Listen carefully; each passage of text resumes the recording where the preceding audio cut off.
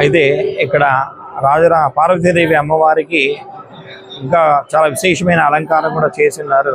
ఈరోజు అమ్మవారి అలంకార విశేషం ఏంటంటే, ఒక భక్తురాలు అమ్మవారికి యాలక బుడ్డలతో చీర మొత్తం కూడా కుట్టింది. అమ్మవారికి చాలా విశేషం. ఆ చీర కుట్టడానికి ఆ భక్తురాలు కనీసం 18 గంటల సమయం తీసుకుందనమాట యాలగుడ్డలతో. ఈ విధంగా ఆ యాలగుడ్డలతో ఈ యొక్క 3వ సోమవారం పురస్కరించుకొని అమ్మవారికి విశేషంగా యాలగుడ్డలతో చీర, విశేషమైన పూలతో విశేష అలంకారం కూడా జరుపుతూ ఉన్నాము.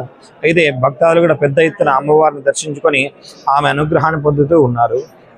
అదేవిధంగా శ్రీ సీతాలక్ష్మణ రామచంద్ర రామచంద్ర స్వాముల వారు కూడా ప్రత్యేక అలంకరణలో చాలా విశేషంగా దర్శనమిస్తున్నారు భక్తాదులకు కూడా.